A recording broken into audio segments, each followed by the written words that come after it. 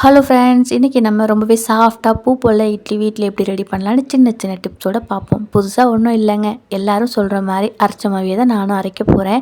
எப்போதும் போல் யாருக்கிட்ட கேட்டாலும் 4:1 அப்படிங்கிற மடங்கில் அரிசி உளுந்து எடுத்து அரைச்சிக்கோப்பான்னு தான் சொல்லுவாங்க. நம்ம வீட்லேயும் அப்படி தான், 4 மடங்கு அரிசினா 1 மடங்கு உளுந்து தான் நம்ம எப்போதுமே எடுப்போம்.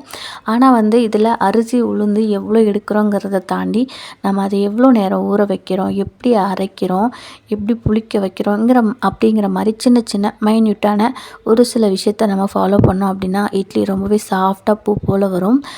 அதுக்கான டிப்ஸை தான் நான் இன்றைக்கி உங்கள் கூட ஷேர் பண்ண போகிறேன். உங்ககிட்ட எந்த அரிசி கிடைச்சாலும் நீங்கள் 4 மடங்கு அரிசி எடுத்துக்கோங்க. அரிசியை ஒரு 2-3 டைம் நல்லா கழுவி எடுத்துக்கலாம். நான் இன்றைக்கி வீட்டில் கிடைக்கக்கூடிய அரிசி தான் எடுத்துருக்கிறேன். வீட்டு அரிசின்னு சொல்லுவாங்களே அது.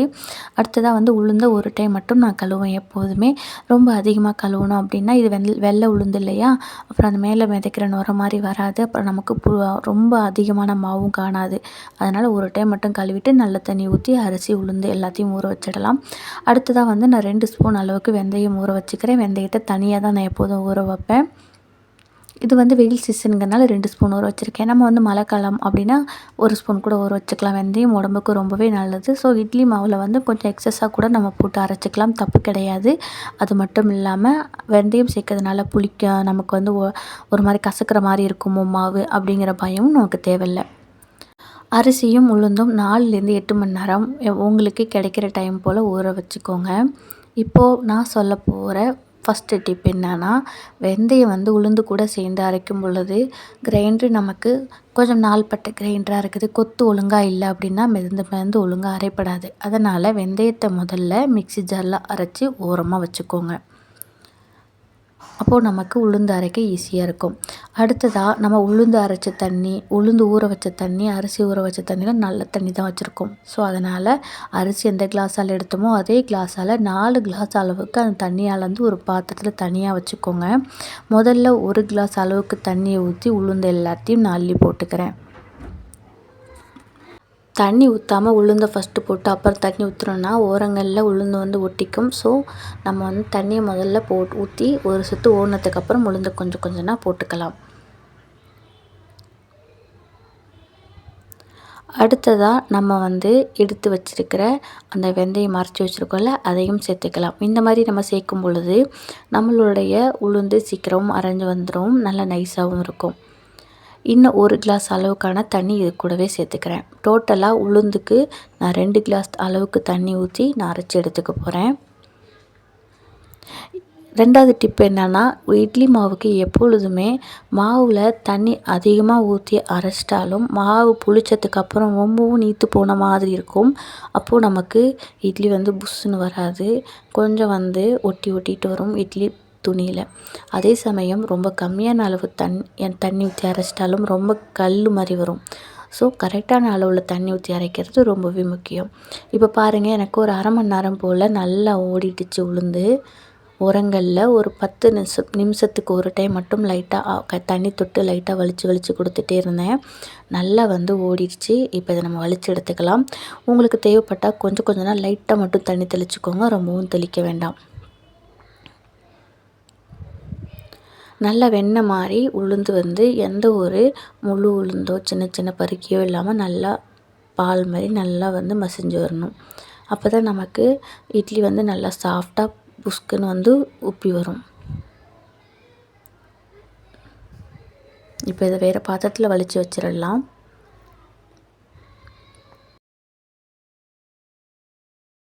உளுந்து மாவு ஃபுல்லாக வலிச்சு எடுத்ததுக்கப்புறம் இன்னும் 1 கிளாஸ் அளவுக்கு தண்ணி ஊற்றி நம்ம அரிசியை கொஞ்சம் கொஞ்சமாக உள்ளே போட்டுக்கலாம்.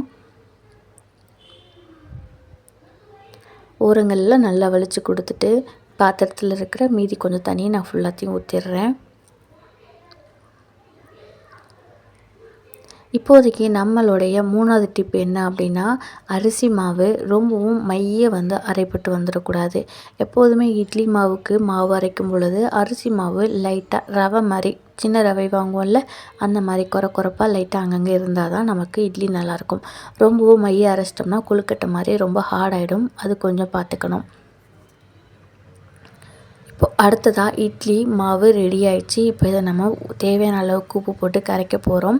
இதுதான் 4வது டிப்பு. நம்மளுடைய உளுந்து மாவு வெயிட் இல்லாமல் இருக்கிறதுனால மேலே மிதக்கும், அரிசி மாவு கீழே போய் உட்காந்துரும்.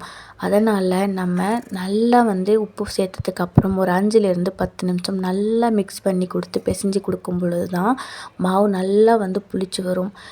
ஒரு சில பேர் புதுசாக கல்யாணம் ஆனவங்க இல்லைனா பேச்சுலராக இருக்கிறவங்க கரண்டியை வச்சு மிக்ஸ் பண்ணுவாங்க. அந்த மாதிரி பண்ணாதீங்க. நம்ம கையை வச்சு மாவு பிசைஞ்சு கொடுக்கும்பொழுது தான் நல்லா புளிச்சு மேலே பொங்கி வரும்.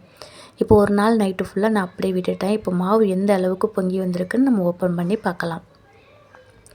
பாருங்கள், நல்லா பொஸ்க்குன்னு பாத்திரம் ஃபுல்லாக மேலே வந்திருக்குது. ஒரு வேளை ரொம்பவும் அதிகமாக பொங்கிடுச்சுன்னா சிந்திடக்கூடாதுன்னு கீழே நான் எப்போதுமே ஒரு பிளேட் வச்சுருவேன். இப்போ அடுத்ததாக இது நல்லா ஒன்றோட ஒன்று நல்லா மிக்ஸ் பண்ணி கொடுத்துக்கோங்க. இது 5வது டிப்பு. நம்ம மேலே பொங்கினதோட அப்படியே எடுத்து ஊற்றிட்டா நல்லா பூ போல் இட்லி வரும், நல்லா சாஃப்டாக இருக்கும் நம்ம நினைப்போம். அது ரொம்பவே தப்பான விஷயம். நம்ம மேலே பொங்கி வந்தது ஃபுல்லாக உளுந்து மாவு தான். நம்ம அப்படியே எடுத்து ஊற்றணும் அப்படின்னா கீழே ஃபுல்லாக அரிசி மாவு இருக்கும். ஸோ எப்பொழுதுமே இட்லி மாவு பொங்கி வந்ததுக்கப்புறம் நல்லா இன்னொரு டைம் மிக்ஸ் பண்ணி கொடுத்துக்கோங்க. அதுக்கப்புறம் நம்ம எப்போ இட்லி ஊற்றினாலும் நல்லா கலந்து கொடுத்துட்டு அப்புறமா இட்லி ஊற்றணும். அப்போ தான் நமக்கு அரிசி உளுந்து எல்லாம் ஈக்குவல் குவான்டிட்டியில் இருக்கும். இட்லி மாவு ஊற்றுனதுக்கப்புறம் இட்லி ஊற்றுனதுக்கப்புறம் ஓரங்கள்லாம் நல்லா வலிச்சு கொடுங்க. ஒன்று கவனித்தோம் அப்படின்னா நம்ம ஊற்ற ஊற்ற மாவு குறைஞ்சி ஓரங்களில் இருக்கிற மாவை எடுத்து விட்டு அதுக்கப்புறம் நம்ம ஊற்றும் பொழுது 2 நாளைக்கு அப்புறம் இட்லி சாஃப்டாக இருக்காது. காரணம் என்னென்னா ஓரங்கள் ஒட்டியிருக்கிறது எல்லாம் அரிசி மாவாக இருக்கும். திரும்ப 2 நாளைக்கு அப்புறம் அரிசி மாவோடைய அளவு அதிகமாகிடும், உளுந்து கம்மியாகிடும். அதனால தான் நம்ம 2, 3வது நாளைக்கு அப்புறம் நம்ம தோசை ஊற்றுறோம். இப்போது 6வது டிப் தண்ணி நல்லா இட்லி பானையில் கொதிச்சதுக்கு அப்புறம் நம்ம இட்லி மாவு வச்சோம் அப்படின்னா வெந்து வரதும் பொழுது நல்லா இட்லி நல்லா சாஃப்டாக வேகும். இட்லி பாத்திரத்துலேருந்து இட்லி எடுத்ததுக்கப்புறம் தட்டை எடுத்துகிட்டு லைட்டாக தண்ணி மேலே தெளிச்சிட்டு நம்ம துணி எடுத்தோம் அப்படின்னா துணியில் நல்லா ஒட்டாமல் வரும். ஒருவேளை துணி போட விருப்பம் இல்லைன்னா இட்லி தட்டில் லைட்டாக எண்ணெய் தடவி நீங்கள் ஃபஸ்ட் டைம் மாவு ஊற்றிருந்தால் ஒட்டாமல் வரும்.